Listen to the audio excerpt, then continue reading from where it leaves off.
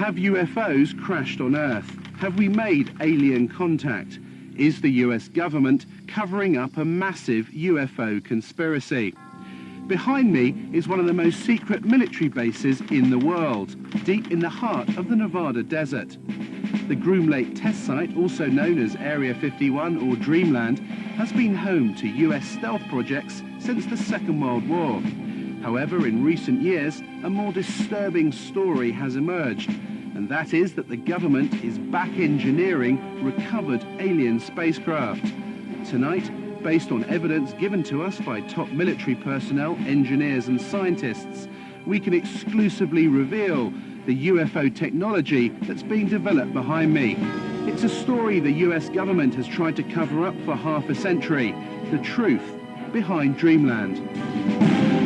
I am convinced, based on my research and the individuals whom I've had contact in the US intelligence community, that the US government does indeed have craft that meet the description of many of the UFO reports. The whole aim of the project was to take these craft, or the one in particular that I was working on, and try and duplicate its systems and subsystems with earthly materials.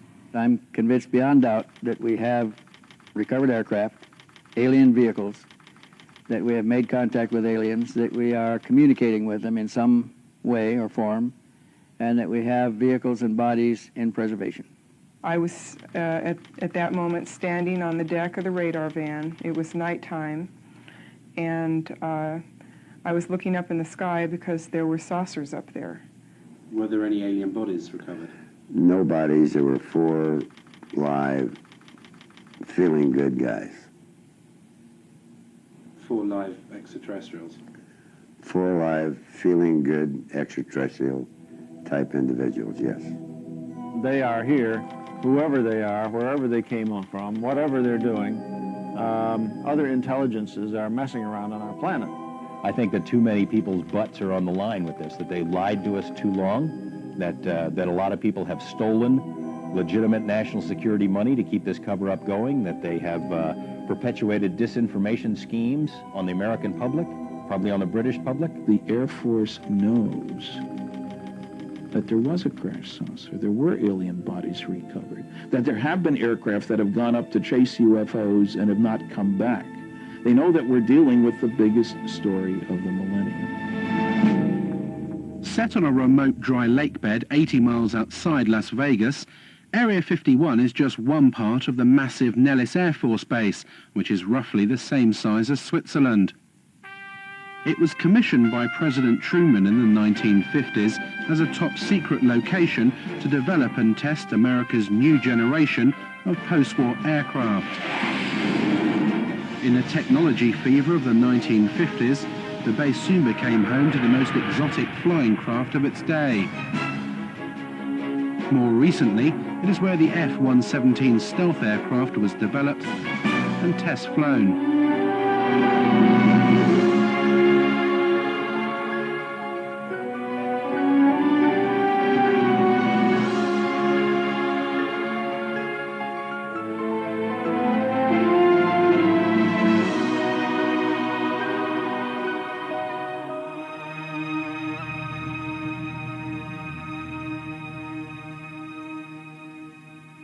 This is an area that has been known but officially denied for many decades. We go back quite a ways into the 40s and 50s with the development of the U-2 spy plane, the SR-71. All of our super secret aircraft have been developed and test flown out in this particular area. The A-12 from its inception through its retirement was operated out of only 2 locations. Area 51 at Groom Lake was its original home. The first aircraft was delivered there in January of '62, and the last airplane left on June 21st, 1968. The US Air Force denies that Area 51 exists, despite footage of the base and Russian satellite photos that we have obtained, which clearly show hangars and a huge runway stretching across the lake bed. In the face of constant denials of its existence, the base has expanded since the 50s, with several passenger jets now landing every day, carrying hundreds of workers to the base. With this level of personnel, the few buildings that can be observed above the ground are merely the cover for a large underground facility.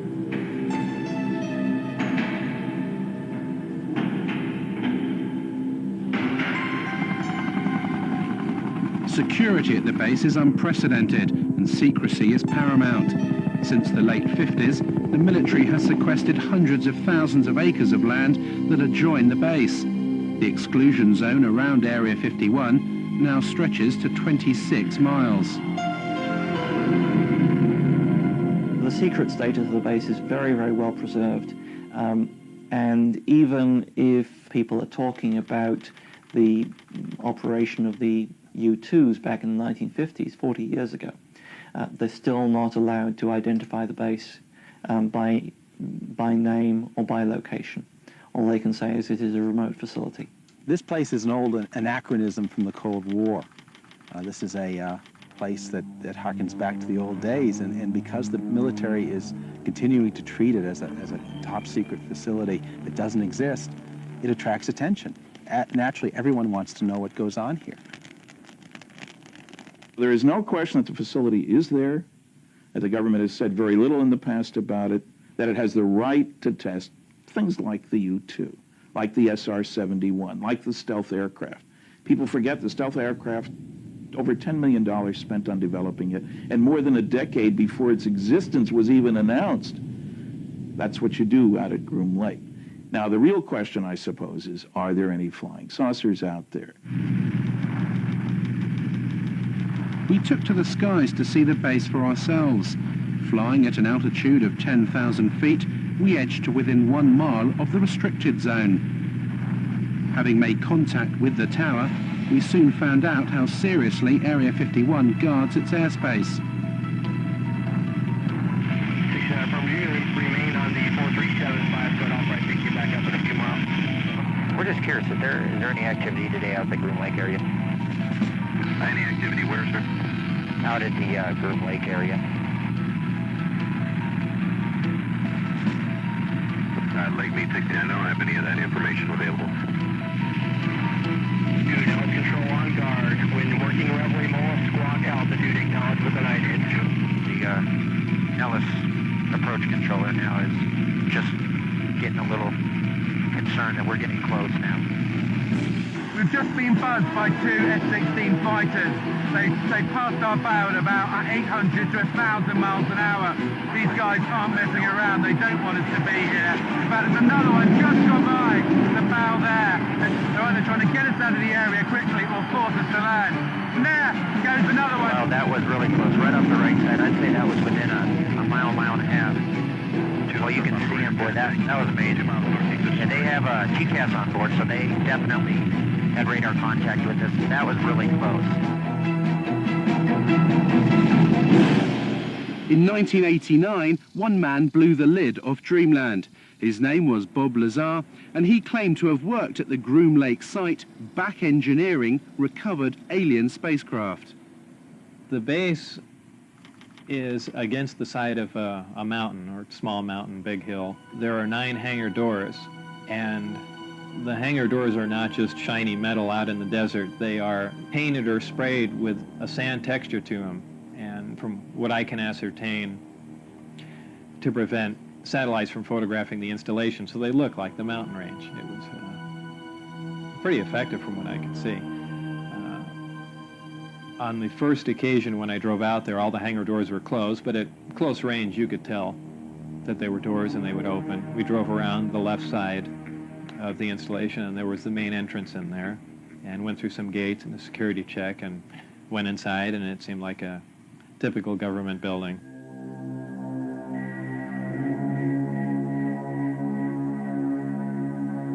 The work that I did basically entailed back engineering the power and propulsion system, and I opted to start with the power, the reactor that ran the craft. With the clearance that I had, that was known as Majestic clearance, there were only 22 people at S4 with that clearance to work on the craft. The location he worked on at Area 51 was called S4, and was housed on Papoose Dry Lake Bed, a short drive from Groom Lake. When I was brought in by bus, normally we had gone around to the left side of the installation and entered the door there, and for the first time, one of the hangar doors, the one on the end, was open. The bus drove up and we stopped there, and clear as day, in the hangar, taking up almost all the hangar, was the disc. Looked like something right out of a science fiction movie, and we stopped, got out, and for the first time I was let in through that door. And as I walked in there, I thought, well, this is the new advanced aircraft we've been working on, and this is why people keep seeing flying saucers, because it's ours, and we've just been testing it, probably for all these years. And when I walked alongside it, I ran my hand on it. I say it's metal because it was cold, so I just assume it was some sort of metal. And in fact, by the hatch that was taken off, there was an opening there, and it had a little backwards American flag stuck on it. So I was positive it was something we had manufactured. I was allowed in the craft on one occasion to see the placement of these systems in case it was important to their operation. So I was, of course, escorted in the craft, and it was obviously made to be piloted by something smaller than the average human being, very cramped in there.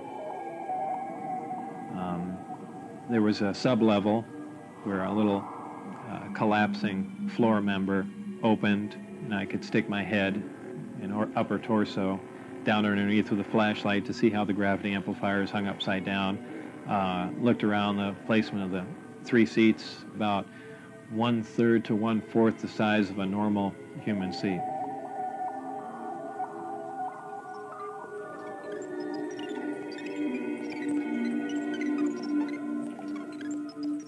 At one point when I was in the craft, one of the archways became transparent. There were some technicians working on something else that I had no knowledge of. So, and also something began to scroll up on the screen. So it might have been possible that the skin of the craft, whether under, electrical influence or something else, could at times become either transparent to look outside, or be used as some sort of video screen. That was pretty amazing. When I went outside and looked at it, it looked as if it was just a plain piece of metal again.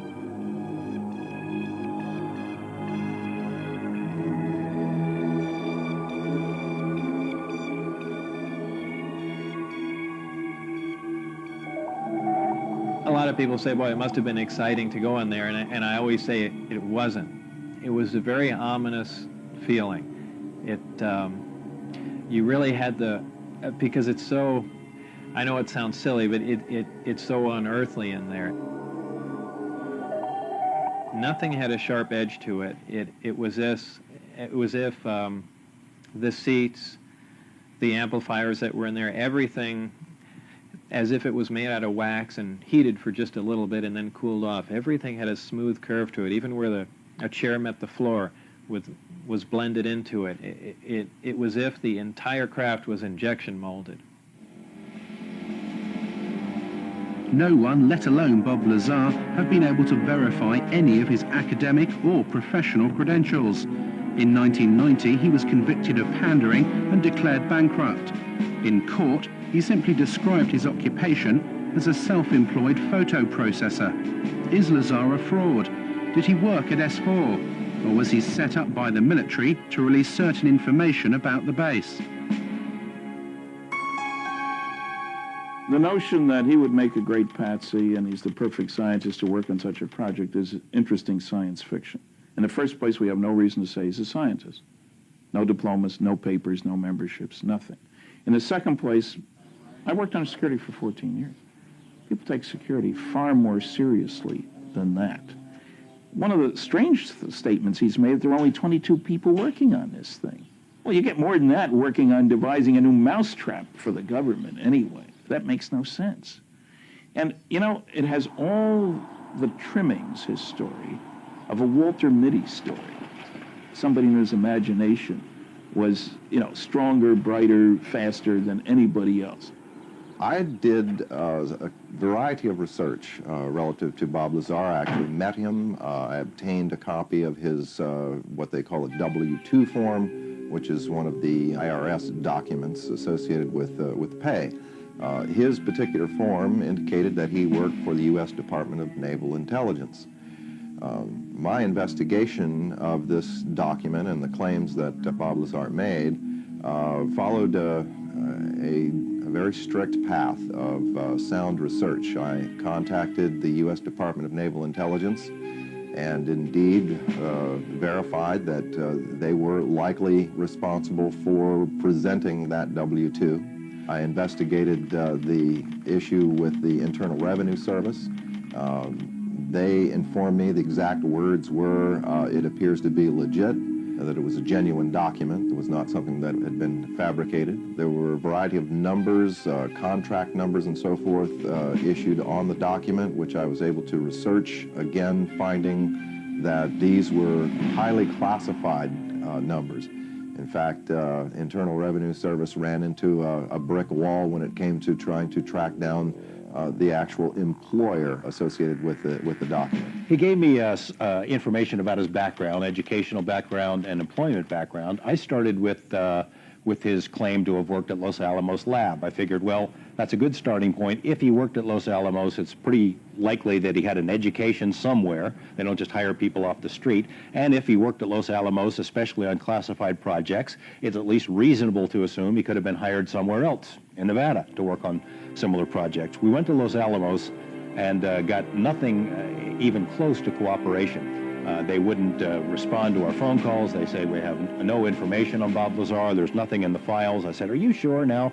No, nothing in the files. I showed them the phone book entry that Bob had kept that said he was there. I showed him the newspaper article that showed that he was there. Are you certain that you don't have a Bob Lazar? Well, maybe we had a Bob Lazar. Here's an ID number, but he didn't work for us. He worked for someone else.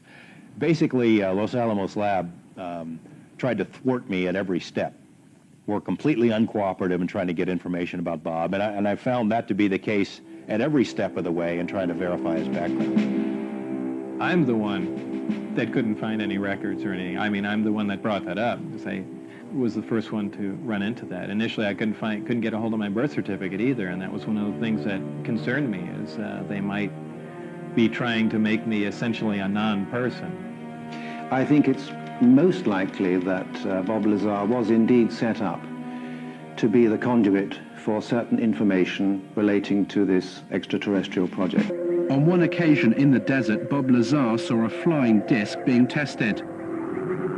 I was brought into the hangar for one of the short duration tests, and the craft was already outside on the lake bed and lifted off silently and was drifted around for a bit and set back down, and that was pretty much of a marvelous sight. It's a huge thing. It's like seeing a house lift off the ground quietly. It's just, you can't imagine the energy involved to do that and not to make any noise at all. There was some audio communication with the craft, and so I can only assume that there were humans on board, and somehow they had managed to squeeze themselves into those little seats or put something in there to sit on, and obviously they knew how to operate whatever controls there was, or fabricate their own, or retrofit it with something. The Apollo space missions of the 1960s stirred America into space fever. But as the country's finest astronauts hurtled skywards in conventional rockets, did the president know of the existence of sources and propulsion systems that were literally out of this world?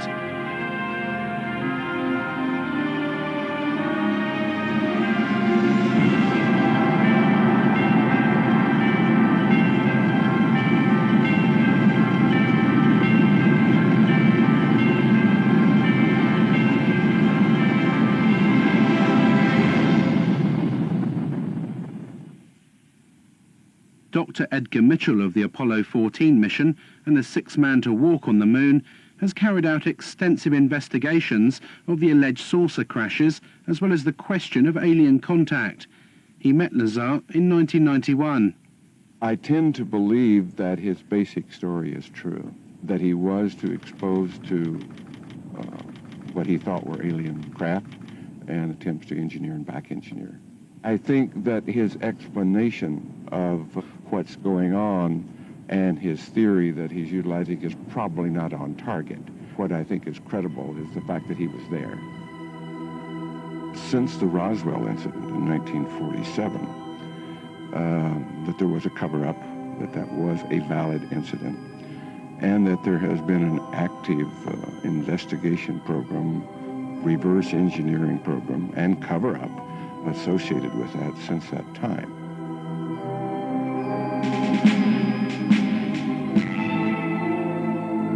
After working at S4 for several months and in clear violation of his top-secret clearance, Bob Lazar decided to tell his closest friend, Gene Huff, about his work at the base. My reaction was to, without pressing him against his will, find out more, get him to tell me anything I could. And it wasn't disbelief. I think I was actually motivated to further read. I started investigating other books on UFOs and other researchers' information to see if anyone knew anything, and needless to say, they didn't know what Bob knew. 1 month later, in March 1989, Bob Lazar went one step further. He decided to take his friends to the desert and show them a flying disc test. I remembered most of the days and times of testing. So I believe it was 8 or 9 o'clock on a Wednesday night, somewhere in March '89, I believe. We went out with Gene Huff, my ex-wife, and John Lear. Shortly after the flight time that I had recorded, white light came up off the ground and hovered, and then began doing radical step maneuvers and darting from one side of the sky to the other, doing some impossible flight characteristics. But at times the craft had glowed tremendously bright, where we thought, being miles and miles away, we thought there was something wrong and the craft was going to explode, so much so that we all got behind the car. It actually came closer. It came down the mountain range toward us to where we could actually see it was elliptically shaped. It looked like something that... It's strange to explain. It looks like an explosion that starts to explode and stops and doesn't explode and dissipate. That's how bright the light is. Your brain interprets it as an explosion about to happen. On his third visit with his friends to observe the discs at night, Bob Lazar was arrested. He was taken to an unknown location for interrogation and never returned to Area 51. They threatened my wife. They threatened to kill my wife. They said they'd stop at nothing. They said they thought they made that very clear. They couldn't believe that I had taken anyone out there to show them that, much less left with information like the flight test data, and wanted to know what else I had said, who else I had told specifically. Security agents from the OFI, the Office of Federal Investigation, had been witnessed doing random security checks at his house. There was almost no question in anyone's mind, anyone in Bob's immediate life who talked with him on the telephone, that his phone was tapped. I mean, strange things would happen on Bob's phone and really continue to this day. Dennis Mariani, who was my supervisor, called, and all he said was, "Do you have any idea what we're going to do to you now?" And that was the end of the phone call.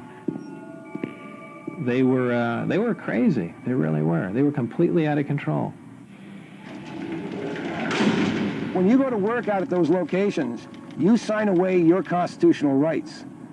You sign a piece of paper saying that if you violate your security agreement and you discuss programs that you're working on without a trial, without right of appeal, you're going to go to Leavenworth Federal Penitentiary for 20 years. That's a real big incentive to keep your mouth shut. We had an engineer who worked at this TV station who, before he was here, had worked at Area 51 and had seen one of these craft under a tarp. Walked into a place he probably shouldn't have been. I arranged to do an interview with him. He lives in another city, in another state. He agreed reluctantly as long as I would block out his face. Well, we make the arrangements on the phone. The interview is supposed to happen the next day. He gets up, goes to work. There are two men in a car outside of his house talking into a radio.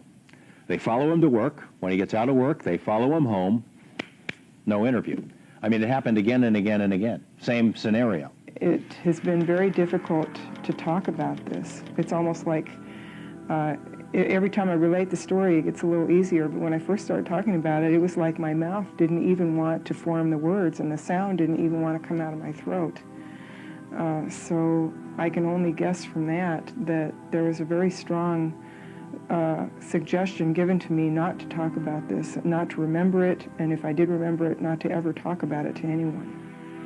This man is a 71-year-old mechanical engineer who, like Bob Lazar, claims to have worked at Area 51.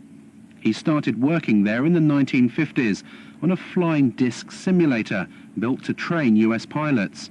He said he's been given permission to talk to us about certain specific aspects of his work, but asked us not to reveal his identity. We received a disc from extraterrestrials. This particular one that I had to work on, or did work on, was from the Kingman crash. And that was later on taken to a Nevada test site where, at the time, I didn't know. Were there any alien bodies recovered? No bodies. There were 4 live, feeling good guys. 4 live extraterrestrials? 4 live, feeling good extraterrestrial type individuals, yes. And where were those 4 extraterrestrials taken? Initially, they were taken to New Mexico. And then several months later, they were taken to the Nevada site. One of the things I worked on was a flying disc simulator to train pilots to fly this strange-looking craft designed for humans to fly, not for any extraterrestrials to fly. His most fantastical claim was that he worked at Area 51 with an alien codenamed J-Rod for 16 years on this simulator project. J-Rod is a gray alien, about 5'4". His role was only as a translator, scientific translator. That was all. If we wanted to put something in the place of what they had, he had to agree with it. I would have a question, and I would bring it up in my mind, just how I wanted to present it with him, and he'd already know that I had this question, and he would already have the answer for me. And if he responded, it would be in my voice. And you wouldn't even open your lips.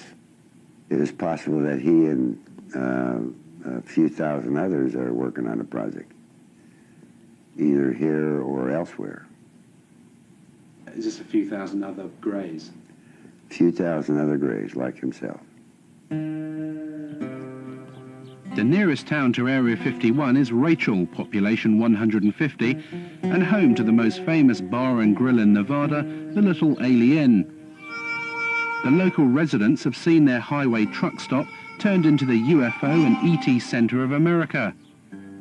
Tourists flock to Rachel to scan the skies in the hope of having a sighting. For all the hype, the sightings of bizarre lights in the sky do continue. Local resident Chuck Clark has had many unexplainable sightings. The most remarkable sighting that I've had in the last 3 years took place 2 years ago, February of '93. I watched a glowing object ascend vertically from the area south of Area 51, where S4 would be located, hang motionless in the air for about 10 minutes and then slowly start to descend. All of this while I thought I was watching a illumination flare that was launched from a mortar tube. I can hear jets in the background. I'll zoom back a little bit. This is looking straight over Steve Medlin's ranch, right here off 375 Highway. This is right over the peaks. Once it got down to the ridge line, however, it was in front of the hill that had come up from behind. The hill was about 12.5 miles from my position. It came down to a few feet above the ground at the base of the hill, hovered momentarily, which is still consistent with what a flare might do in calm air, but then suddenly it shot off westward, covered 4.8 miles in 1 to 1.5 seconds and stopped cold, also about 30 feet off the ground, hovered just long enough for me to get it focused in my binoculars for maybe 2 seconds, and then it vanished right in place. We've seen video of craft that were luminous, that would move across the sky as if it was skipping a stone across water, or sort of a sewing machine effect. What we see across the screen are a series of lights, of dashes of light, as the object moves from point A to point B. And a rather strange warping occurs that's very difficult to unravel until you go frame by frame and you begin to see what is actually occurring. Therefore, we are seeing what you might call a shadow effect of the propulsion mechanism at work.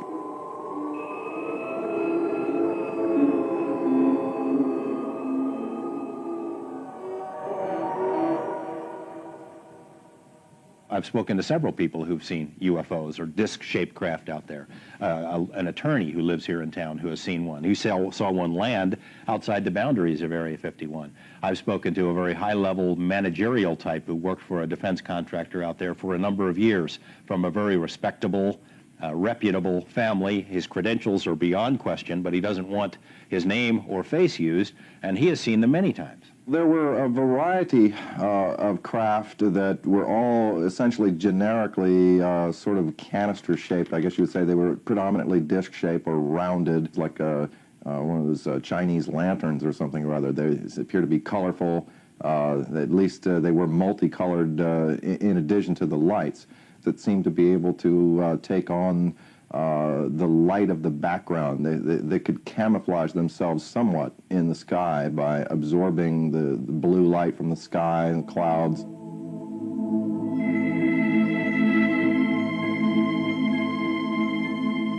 What are these lights in the sky, and are they indeed flying saucers? We asked US Navy physicist and UFO expert Dr. Bruce Maccabee to examine the footage. Basically what you see are lights, lighted objects doing things way off in the distance. You don't really see any structured craft. Some of the video material, very small amount that I've seen, seems to show lights doing strange things like hovering and then moving suddenly to another location, maybe, and moving slowly and jumping around a little bit. I've concluded that they aren't ours.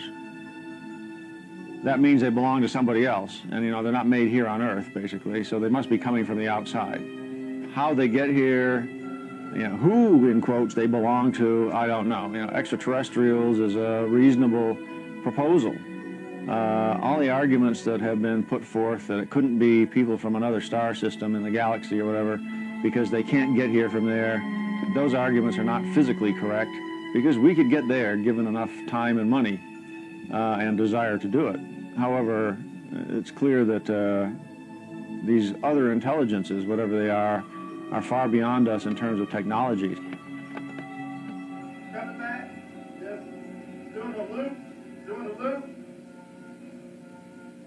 Now what I'm going to show you is a computer-enhanced version of what you just saw, and we're just going to look at the one portion where the UFO was appearing in the left-hand corner, going to the right, and then coming back again. That's all we're going to see. We're going to see it repeated over and over again. This part of the frame has been chopped out of the full frame. So I'll just let it run, and it goes back and forth, repeating. And if we stop it, and here's the shadow, and here's the UFO.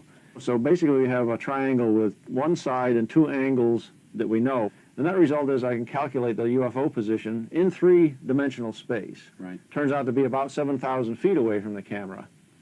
So having analysed it, what we seem to have here, Bruce, is a genuine UFO.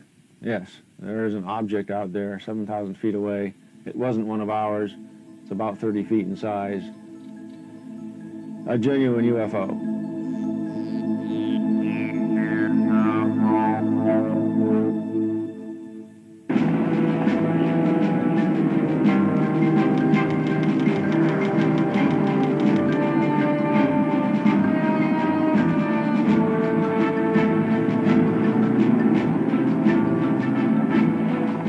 Security at Area 51 is formidable.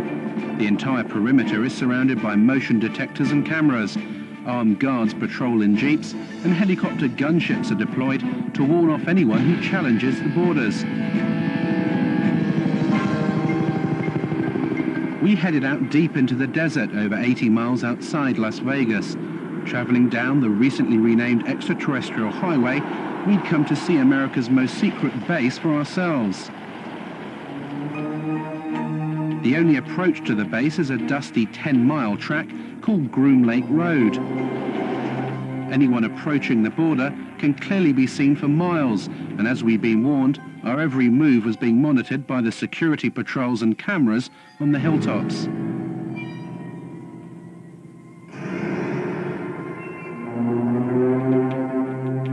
This is as far as you can come to go to the Groom Lake base. It actually says on these signs that use of deadly force is authorized.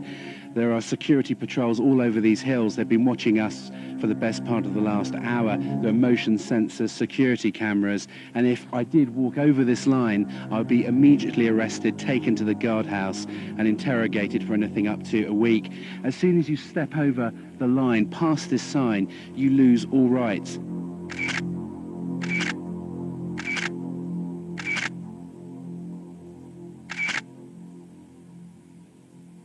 What's amazing to me, Glenn, is that the entrance here is so unassuming. They've got this rickety sign saying use of deadly force authorized, but you literally could, if you didn't know what you were doing, you just carry on straight into the base. That's the idea. You don't encounter any people here. If you went into the guardhouse that's there about a quarter mile in, you'd be arrested immediately because you've already passed those signs. They don't want to answer any questions, so they don't put any people in vulnerable positions. And as you come off the highway up there, the Extraterrestrial Highway, there's no sign saying Groom Lake. There's nothing, is there? No, I've put up a secret base sign up there occasionally. Secret base this way, but it doesn't stay up for very long. And on foot or in car, this is as close as you can get to Groom Lake, isn't it? This is physically as close as you can get. Unfortunately, you can't see anything from here at all. How far are we actually away from the base? We're about 13 miles northeast of the base right now. Right. And if we continued up this road, if we drove into the base now past the signs, we'd be arrested. If you drove beyond here 20 feet, you'd be intercepted. As night fell and determined to see the secret facility, we headed for Tikaboo Peak, which overlooks the base 7,000 feet above the desert. At our base camp, I talked to Glenn Campbell, who founded the Area 51 Research Center in Rachel and who produces the Groom Lake Desert Rat newsletter. He gave up a successful career in computers to devote his life to uncovering the truths of Dreamland. This is a large facility as big as the state of Connecticut. It's got lots of unknown, unexplored areas that you could store anything you want. Area 51 is only the best known secret base of a vast complex. They could house a lot of different things we don't know about. But there's actually no fencing, is there? Yet they know when you cross that line. It's simply marked by orange posts every few hundred feet. It's easy to wander across this line, but as soon as you do, they're going to detect you and they'll be right on you. This is a very harsh military border. It's not a place for tourists. Military has never said there are no UFOs. It's never directly denied any of the Area 51 stories. It would have been so simple when these claims came out, these Papoose Lake claims, for the military to simply say, look, we have nothing there. They could take a few reporters to this area and show them, nothing there. The military hasn't done it. The military has stonewalled. It has remained silent. And that's the most damning thing that they can do. At 3 a.m. we started our final ascent of Tikaboo. We needed to reach the summit before daybreak in order to see the base lit up for its nighttime test flights. Even at night, the roar of the jet shattered the silence of the desert.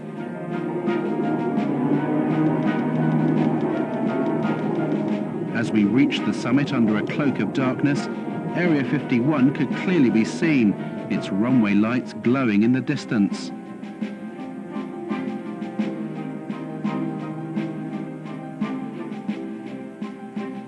After trekking for several hours, we finally set up camp here, some 7,000 feet up. And since the crack of dawn, we've been watching non-existent flights, ferrying non-existent personnel to this non-existent base. Tikaboo Peak is the last safe vantage point where you can clearly see Dreamland. But how long before this too is claimed by the military?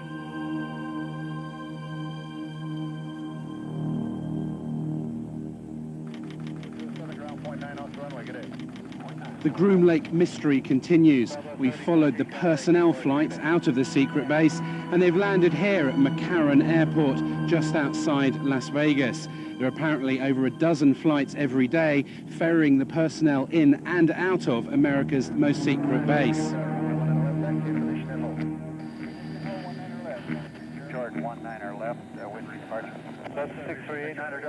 I was called at a random time.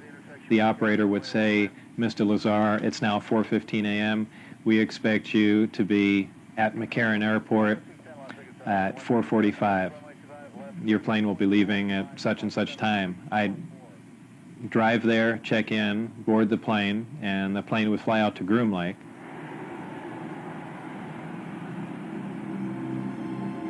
As the Groom Lake workers headed off in their cars, we tried to enter the terminal.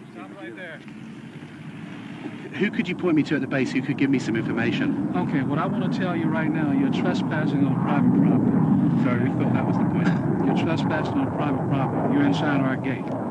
And I'm going to advise you right now to leave the premises immediately. Okay? Is this government? You're to do that immediately. This is private property. You're trespassing. Leave the premises as soon as I get to getting the information. Is it government property or is it just private? No comment. You're trespassing. Okay. Who are you trying to kid, bud? I just You're trying to bullshitting me and quit it. Is there anyone you can point us to give us any details of?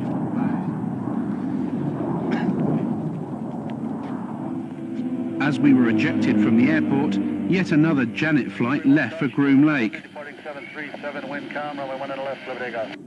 19 left, early left turn. Roger, early left turn to 150, approved, fuel south to sunset. 31. Janet 3, Janet 605, cross runway 25 right, kind of ground point 1 on the other side, good day. Our investigations have revealed that a private company is working with the US military at Area 51. We believe this is the company, EG&G Special Projects. It's worked for the last 50 years on top secret and sensitive projects with the US government, and it's said to control the Janet flights that take the workers to the base, as well as all the security and technical support for the back engineering of alien spacecraft. I did not work for EG&G directly. I was just interviewed in one of their facilities at McCarran Airport. A short time later, I was called back in for this new job at S4, and they had explained to me that it dealt with some sort of field propulsion system, and I was just under the assumption that this is an advanced type of aircraft that's being worked on, and I was excited about the position. You have to leave the private property. Okay. So actually cut your camera off and please leave. Does it have any connection with the Groom Lake base? I'm asking you to leave the property. Does this company have any connection with the flights that leave McCarran?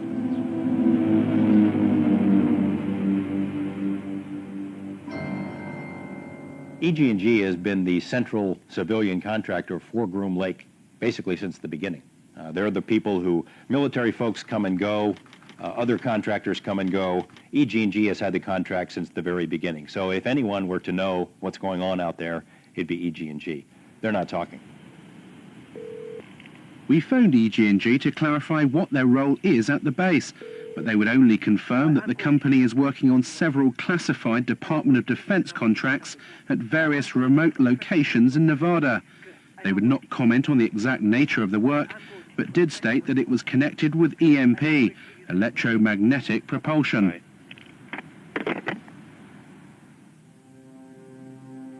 If recovered alien craft are buried deep beneath the Nevada desert, then the power to release this information to the public lies deep inside the corridors of Washington.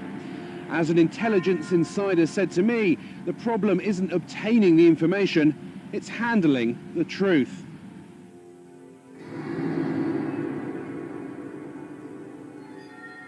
Are these alien craft above Groom Lake, or are they man-made? Have the US military developed the technology to build flying discs? Join us next time on Dreamland.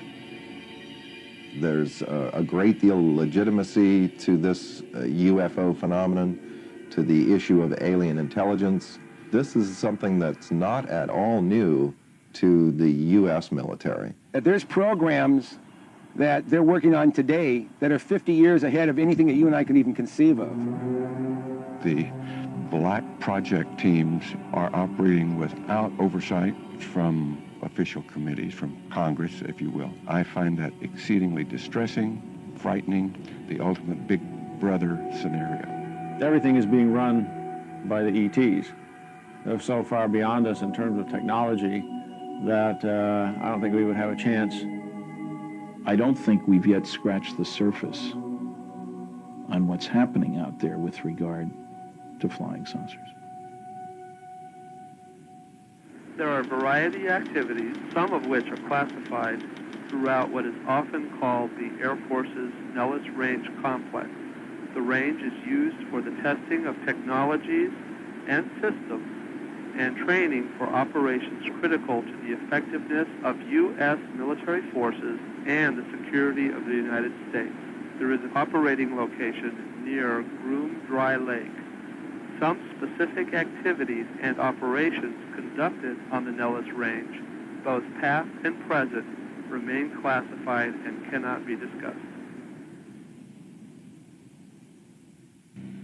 Based on the evidence of former workers and the unexplainable lights in the sky, there is little doubt that Area 51, seen here in the distance, does house flying craft that are literally out of this world.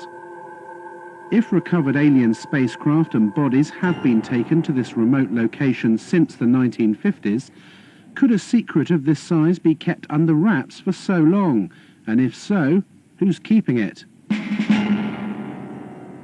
We're dealing with a cosmic Watergate.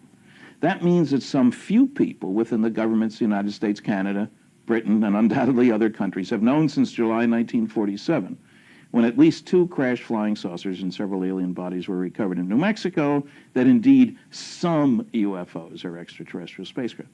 Since Project Blue Book closed down in 1969, there was no official interest in this subject. That seemed, to say the least, a trifle strange when documents that have come out under the Freedom of Information Act in America show the contrary, show that organizations like the CIA and the NSA are actually very heavily involved in UFO research. There's a relatively small number of people within the intelligence, military intelligence and scientific and technical intelligence community who are aware of what's going on, and an even smaller group who are actually organizing top secret research into this phenomenon. Whenever we'd have a crash, the staff people would tell the public information officer, use story number 38 in the book, and he would release details according to a standard release procedure for that kind of a story. And they never told the truth because that was always classified information. The government is fighting tooth and nail. It will not reveal any kind of information about that base, and as a result, workers, people who helped win the Cold War, who dedicated their lives to these secret programs, who kept their mouths shut for all these years, are dying because of exposure to toxic materials that the government refuses to acknowledge exist out there, because they refuse to acknowledge the base itself. If it is already explained, there's nothing exciting, why can't people talk about it? Presenting Cosmic Journey. One of the most revealing glimpses of just what the Pentagon knew about the existence of crash saucers and alien contact came in 1989 with the development of a top-secret project codenamed Cosmic Journey. Cosmic Journey is a new experience in live entertainment, a new concept and a new dimension. This is something that no one should miss, and I guarantee you that millions and millions of people throughout the world will remember this for the rest of their life. Its aim was to display to the public, by way of a travelling exhibition, the crashed craft and preserved alien bodies that the government had in its possession. The Pentagon enlisted the help of Bob Exler, a NASA mission specialist in robotics, who was also a respected UFO researcher. At a series of meetings in Washington in 1989, military officials set out their plans to Exler. They were devising a variety of kiosks to show the history of the UFO sightings, UFOs associated with the space program, and of course aliens associated commonly with the abduction phenomena. I was shown photographic rendition that involved an actual, what appeared to be some form of an alien creature, typical to the gray aliens that have been referred to popularly in the publications and the press. The creature was encased in sort of a glass coffin-like structure that was being preserved. There was a lot of apparatus, tanks and so forth, probably some form of a cryogenic tank to preserve the body from decay. As part of his indoctrination program, Exler was flown out to an offshore NORAD tracking facility. Traveling in unmarked black helicopters, they headed out 20 miles off the coast of Florida, landing on what looked like an oil rig. As we got into this facility, we descended to an area that I would describe as sort of a mezzanine area looking out over a control room. This was obviously a NORAD tracking facility. There was a huge screen. It represented an area of the southeast quadrant of the United States. Then there were a series of lights that were floating along sort of like the top of this grid area. There were 5 of them in all. Were labeled, by the way, on the screen as ASCs, and I heard someone make reference to alternative spacecraft. The craft went down into this grid, into this vortex area, and then dispersed. And no one seemed to be concerned at all. Presenting Cosmic Journey, an experiential entertainment concept of Kenneth Feld Productions. I've not since been contacted by anyone associated with the Cosmic Journey. There have been, since the publication of the book revealing the project itself, there have been a number of plausible denials by members associated with the project, and of course categorical denials on anything related to the more intrinsic alien issues. The only official UFO investigation that the United States will admit to was Project Blue Book. It was set up by President Truman in 1952 after a rash of UFO sightings over sensitive military areas. Was it a genuine attempt to investigate UFOs, or just a smokescreen to keep an increasingly anxious Congress and public at bay? The public was told everything's under control. Sign, grudge. Blue Book, that is the organization that's doing the UFO thing. We have access to the finest scientists. And there was a whole bunch of malarkey that went along with that. It was set up as a public information office to answer the questions on the UFO phenomena for the public. And their case information, their files, were sent down from upstairs, from where my office was, where my desk was. Usually cases that could be explained away, and those were used as sample cases in dealing with the public. Anything classified above confidential stayed upstairs and even went higher and never came into the purview of Blue Book at all. I don't think it was a genuine investigation in that the really sensitive reports were filtered out by a more important group than Project Blue Book. We have obtained copies of Project Blue Book documents. There are literally hundreds of reports of UFO sightings and eyewitness accounts from both civilians and military personnel, many that were unexplainable. Project Blue Book is still some 40 years later the most important body of evidence admitted by the US authorities that we have made contact with extraterrestrials.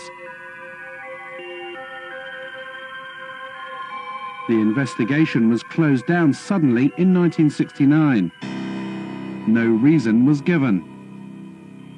Blue Book was the cover organization. That's the one you heard about. That's the only one ever mentioned. And as recently as last year, an Air Force letter to a senator said Blue Book was it, and when we closed it, we got out of the business. In reality, all these other groups concerned with monitoring the skies were continuing to look at militarily important cases. A light in the sky means nothing. But if one goes buzzing down the runway at a Strategic Air Command base where nuclear weapons are stored, which has happened, and we've got some records on that, that's of concern. We can say that the recent sightings are in no way connected with any secret development by any agency of the United States.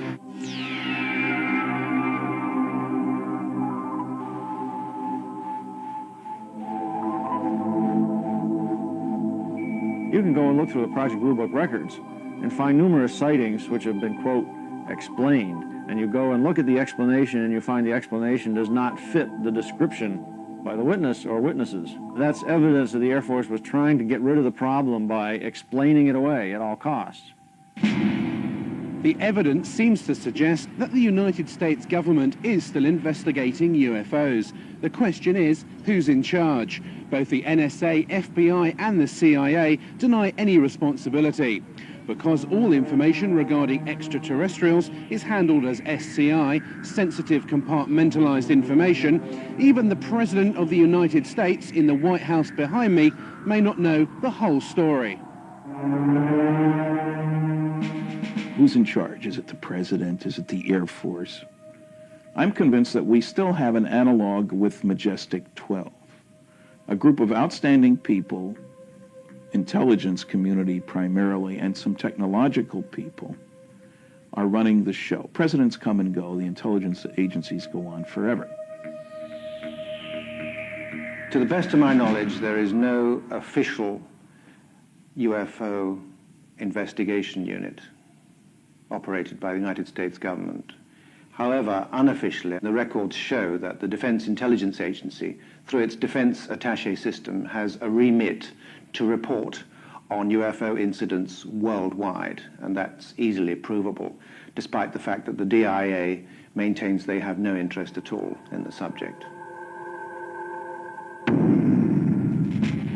I tried during my 3-year tour of duty to establish contact with an opposite number in the United States.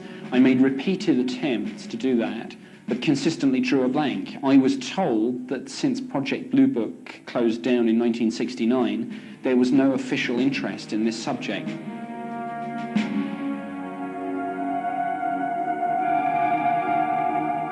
I didn't work for the U.S. government. I worked for a satellite government of this country.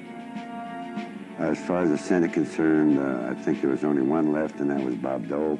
And as far as the presidents are concerned, the only presidents that I feel that I met at the facilities back in the 50s and 60s were Nixon and Bush.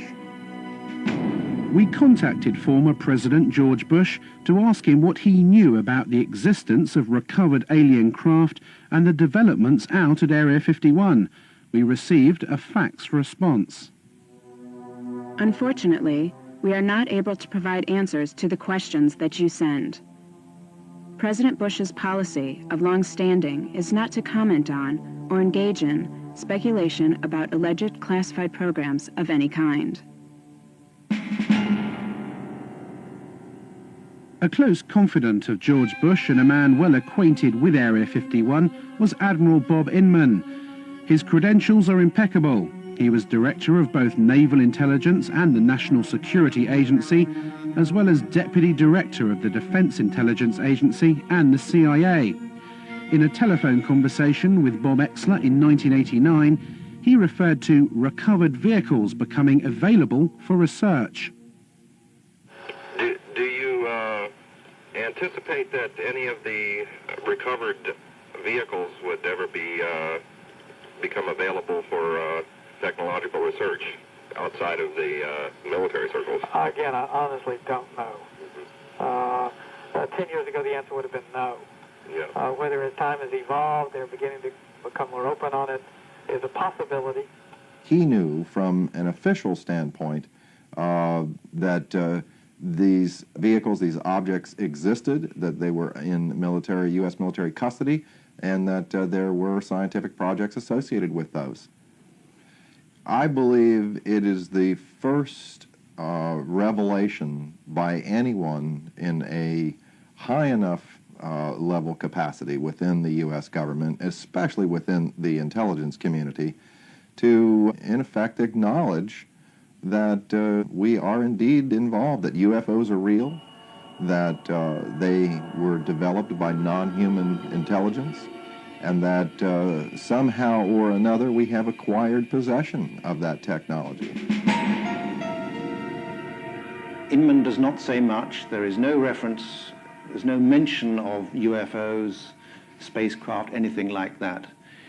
The conversation centers on recovered vehicles, technology, and so forth. But Admiral Inman was aware of the subject matter, and we know from his executive assistant, Tom King, that there was to be no public discussion of these matters, the matters that had been discussed between Exler and Inman, because of national secrecy laws. We ask that you not quote him or use his name in any manner without his prior approval. Inman retired from government service in 1982 to become president of Science Applications International Corporation of San Diego. Interestingly, one of the company's primary areas of research is into gravitational propulsion systems, the same method of propulsion of flying discs that Bob Lazar worked on at Area 51.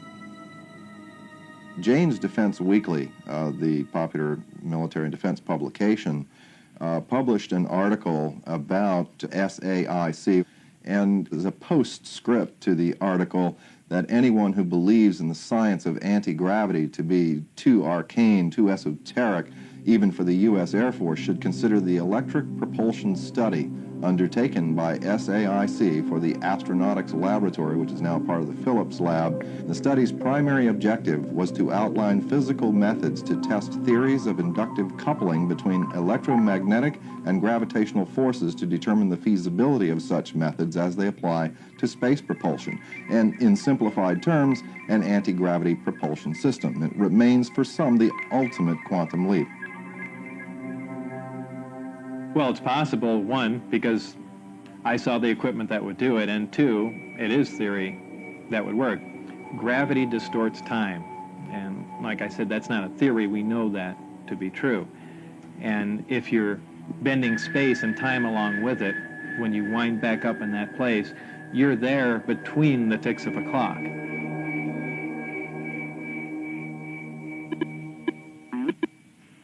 We called Admiral Inman to find out what he knows about Area 51 and why his company is developing this gravity propulsion system. Let me get right to the point that you're after. Yep. I had occasion in several different jobs to ask the question, was there any credible evidence? When I was the vice director at the Defense Intelligence Agency, the National Security Agency, the Central Intelligence Agency, I inquired at each of the three places at different times, do you have any credible evidence that would support the existence of UFO or, aliens? Yep. And the answer was always no. Janes wrote an article in which it mentioned Science Applications International, and it referred to some of the development it was working on as the ultimate quantum leap, exotic, shall we say, gravity propulsion systems. What exactly are those, and what are they used for flying craft? I'm pausing because I want to make sure I don't overstate the case. Right. We're on a little sensitive ground here. There have been, over the years, I thought some of the early allegations of activity out in Nevada 15 years ago could well have been reflection of the prototype testing of some of the stealth vehicles. Some are clearly scientific phenomena. Some of it, again, will be something as simple as weather balloons that break loose, that get lost and go drifting. But there probably is some of it that is directly related to testing of late 20th century, early 21st century military technology related partly to reconnaissance in some cases and others to, attack aircraft.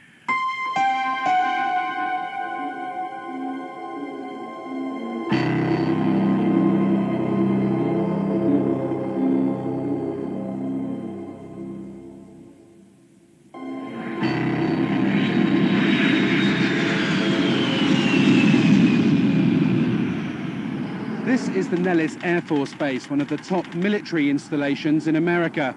It's split into 4 main areas. The Tonopah and Nevada test sites, where America's top-secret nuclear tests take place, as well as the Nellis bombing range, where the latest jets and bombers are put through their paces. It's also home to Area 51, so if there are flying saucers being tested over the desert, then the personnel at Nellis definitely know about it. We were contacted by a former radar operator at Nellis, who confirmed that she had witnessed a classified flying disc test out in the test range. She left the Air Force in 1985 and is too frightened to reveal her true identity. The flying disc test took place at night in the desert a few miles from the base. I was at that moment standing on the deck of the radar van. It was nighttime, and I was looking up in the sky because there were saucers up there. There were 10 to 15 saucers, and they were glowing orange on the bottom. The one that was closest to me, I could see in pretty good detail. I was standing with a group of people of whom I did not know any of them, and they did not appear to know each other. So it seemed like we were all very isolated. No one was talking to anyone.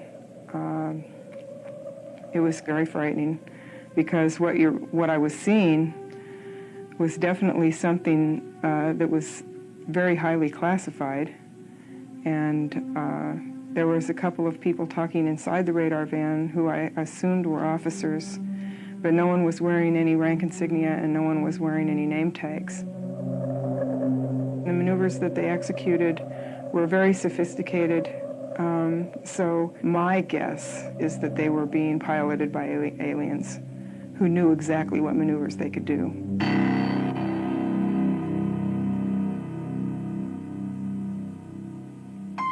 As part of the test, she was taken to what she believes was Area 51. We were taken to a medical facility that was very sophisticated. Someone came and took me into an examining room, and they had me lay down on a stainless steel table.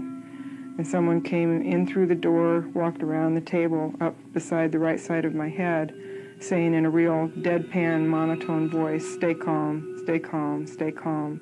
When he got up by the side of my head, he had a hypodermic needle hidden in his hand. He brought it up, and it went straight into the right side of my neck, and whatever chemical it was went straight to the brain. It has taken her over 10 years to come forward with this information. It has been very difficult to talk about this. It's almost like every time I relate the story, it gets a little easier, but when I first started talking about it, it was like my mouth didn't even want to form the words, and the sound didn't even want to come out of my throat. So I can only guess from that there was a very strong suggestion given to me not to talk about this, not to remember it, and if I did remember it, not to ever talk about it to anyone.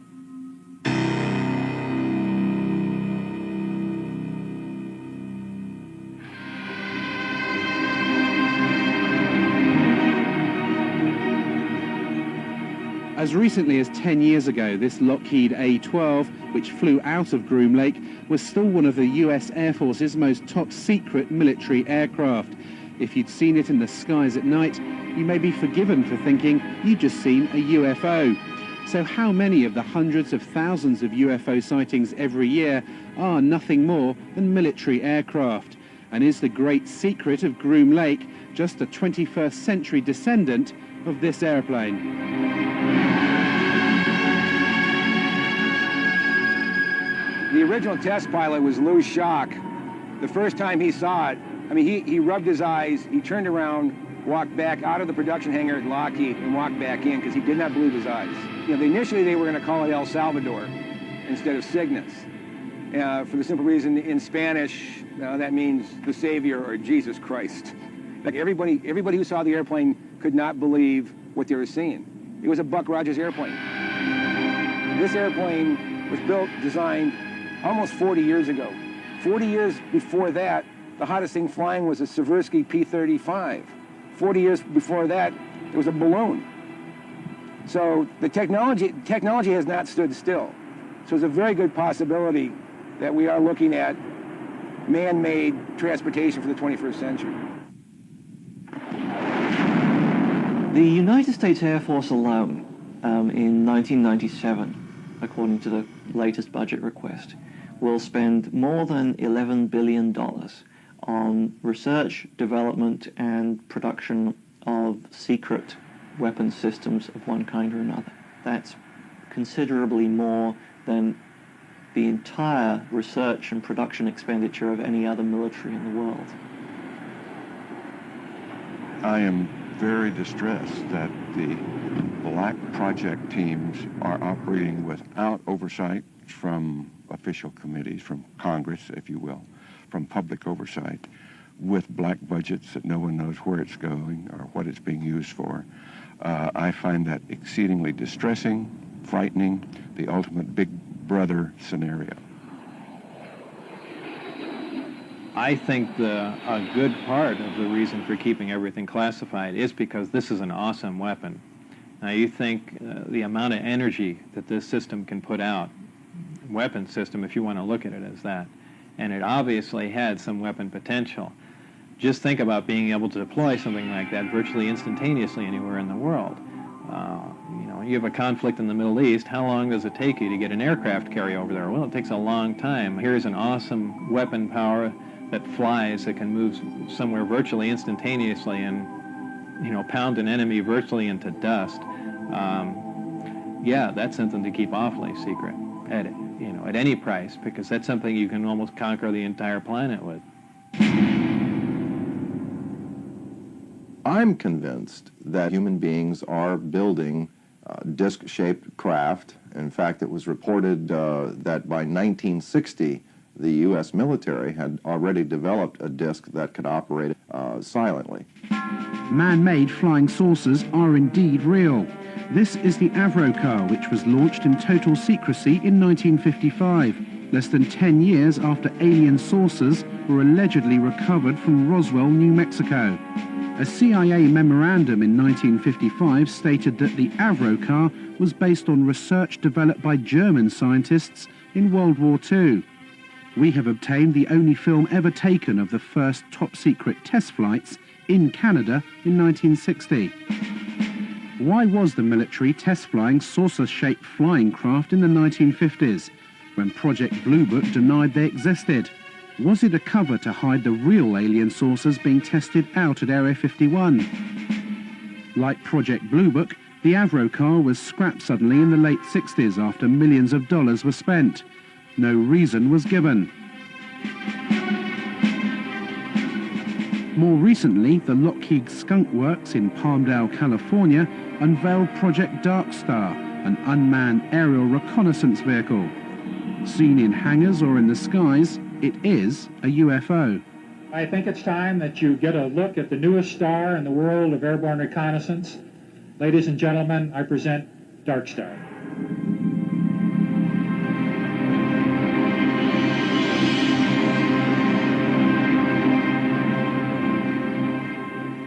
Dark Star is a very unusual looking aircraft. It has a saucer-shaped body and a pair of very long, slender wings attached to the back. Like many stealth aircraft, including the B-2, its appearance varies drastically according to what angle you see it from. If, for example, you see the aircraft kind of edgeways on, you might well think that this was something totally foreign, totally unlike any conventional aircraft, and certainly much more like what people have described as flying saucers.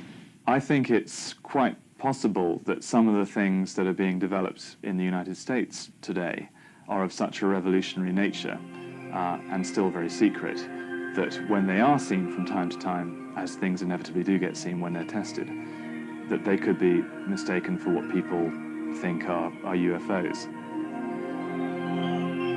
At any given time, of course, the technology that we have is 5 or 10 years more advanced than the technology that is on public display. But these sorts of things do not fly over the heads of bewildered members of the public.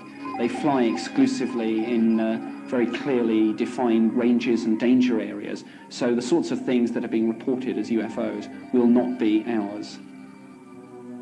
In September of 1947, the Air Force wrote to J. Edgar Hoover a letter saying we've checked all of our research projects, etc. You know, this would be not just the Air Force, but the Navy and the Army, everybody, and we have nothing that could create these flying disc sightings. Big UFO convention came to an end in Las Vegas last night, and afterwards, naturally, some of the members went out in the desert to search for UFOs. A news crew went along, too, and sure enough, it wasn't long before a mysterious, unidentified object appeared. Not too surprising, somewhere up there, you see it, because this patch of desert is right near a military test site. This looked like no aircraft lights that any of these folks had ever seen.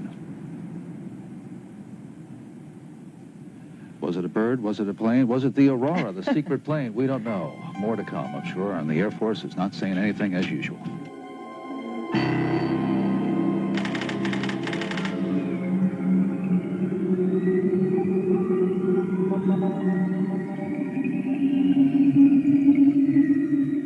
If UFOs are man-made craft, how do you explain the tens of thousands of cases of reported alien abductions every year?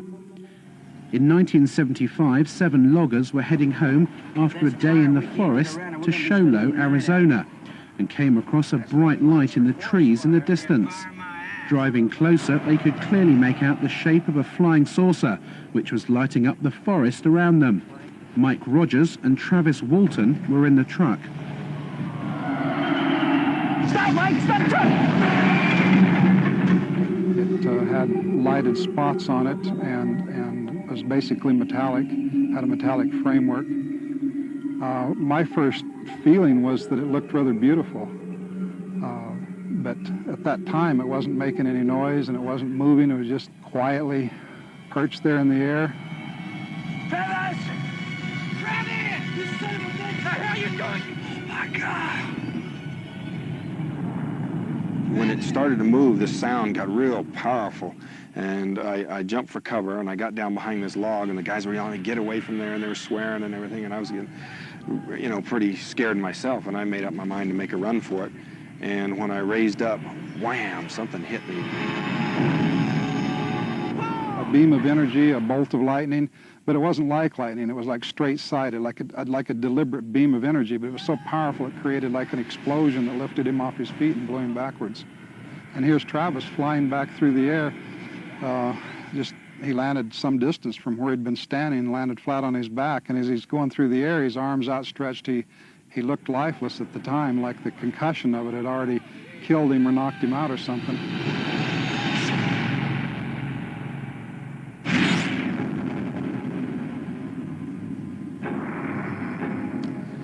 Well, I could hear the sounds of movement around me, and I had trouble focusing my eyes at first. I saw there was a light above me, and the ceiling was very close. I could feel I was laying on top of some hard raised surface. But when I finally got where I could focus my eyes, and I saw these creatures standing over me, I just flipped out. I just instantly became hysterical. I started screaming. I was definitely not in a hospital. And can you describe what these aliens look like? Well, they were basically humanoid, you know, 2 arms, 2 legs, like that. But they had very large heads, no hair, huge eyes, sort of a pale grayish-white skin, and they were wearing coveralls, a kind of a brownish coverall. After spending what Travis remembers to be an hour or 2 inside the craft, the aliens put a mask over his face and he awoke in the middle of the road with the craft above him. He'd been missing for 5 days. What do you say to people who say, you know, these 7 loggers in the woods just made this whole story up? I mean, you know, 7 people see the same thing. They stick by their stories for over 2 decades. You know, all of us have taken polygraph tests. Every theory the skeptics come up with is just absurd and easily proven so. Well, I spent a day with Travis and Mike Rogers. He passed the lie detector test. Their story is consistent. There were 5 other people there, after all, who saw part of these events unfold, and who also passed the lie detector test. His story is consistent. It's never changed. In a court of law, that would make the case. I found his story profoundly convincing.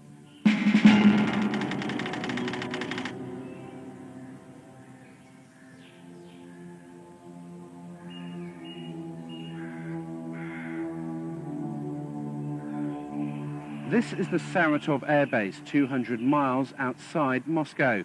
Behind these barbed wire fences is the Russian equivalent to Area 51. If you thought only the US government had flying disc technology, then you'd be wrong.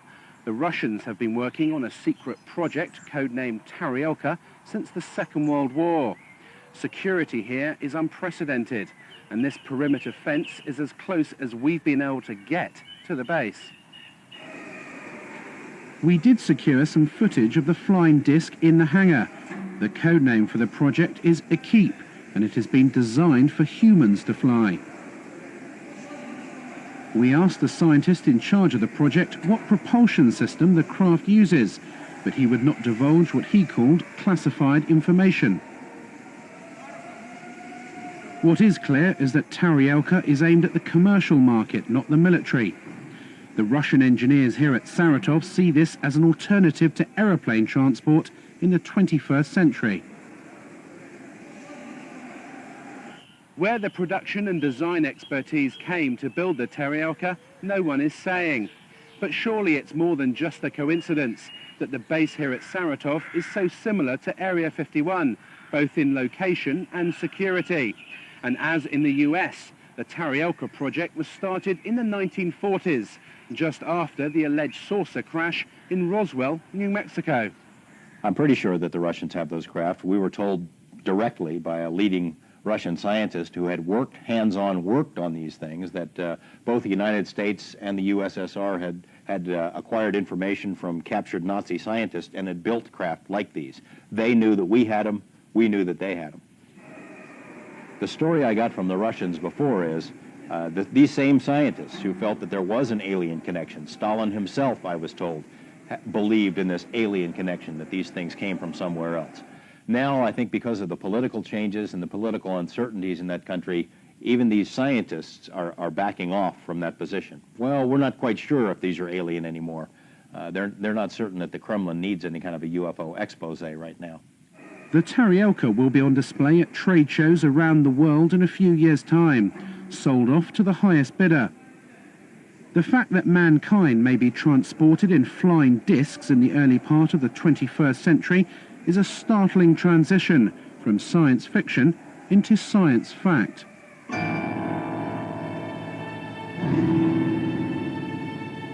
Have alien saucers crashed on Earth, and have we back-engineered these craft to develop our own 21st century flying discs? The answer, however improbable, is yes. Area 51 does exist, and we have eyewitness accounts from at least 2 former workers at the base who confirm the existence of alien spacecraft. The truth seems to be out there, but will they ever admit it?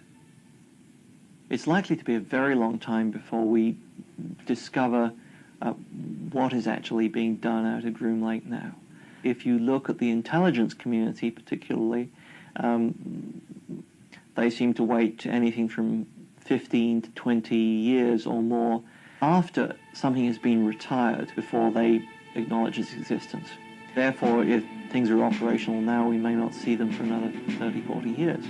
What also happens at that point is that things remain secret for so long that the people who originally decided they should be classified are retired or quite possibly dead. And it becomes almost impossible to declassify a program at that point because nobody knows quite why the secret is being protected. The Air Force headquarters files up through 1955, 9,800 feet of material. That's 1,000 four-drawer filing cabinets.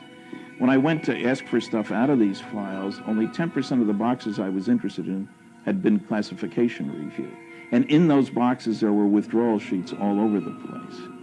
So secrets can be kept. They are being kept. One way that they're being kept is the naivete of the people who think, if this was going on, I would know about it.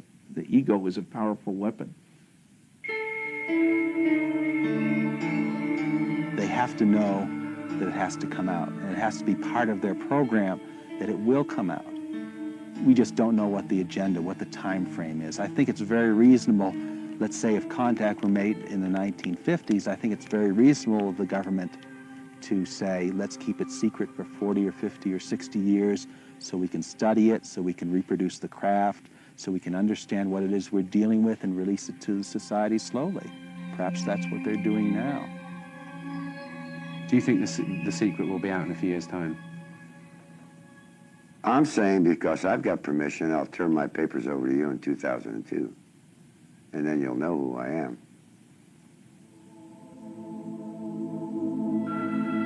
That's my impression that eventually there will be a weight of evidence so massive that society will admit that they are here, and at which point the government will have to admit that they've known a lot more than they've said all along.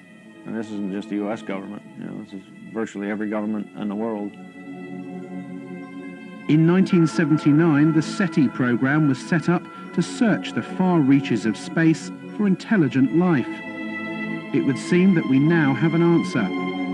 The real reason for the cover-up is likely to be far more sinister than mere secret technology. We have to consider that the aliens themselves may be controlling the cover-up, especially if they don't really want us to know what they're doing here. Even if there is some communication between the government and them, everything is being run by the ETs. They're so far beyond us in terms of technology that I don't think we would have a chance.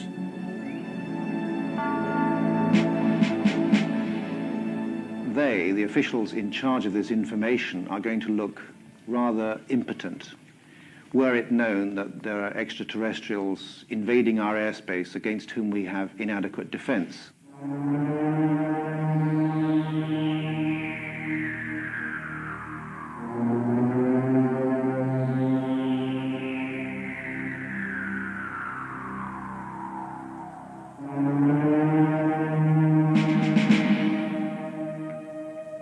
We have investigated Dreamland for over a year. Whilst we didn't see any flying discs or alien bodies, we did see lights in the sky which could not have been aeroplanes, military or otherwise. We have proved beyond a shadow of a doubt that Area 51 and a large underground base out at Groom Lake does exist. We've seen the workers fly in and out of the facility and talked to alleged former workers at Area 51 about their back engineering of recovered alien spacecraft. We've seen actual footage of man-made flying discs, both American and Russian. And there are warehouses across America housing files like these, full of UFO reports and alien abductions. Is this body of evidence just a figment of someone's imagination? I think not. As we move closer to millennium, mankind will have to face up to the startling reality that we may not be alone, and that a select group of US government officials have known about this for some time.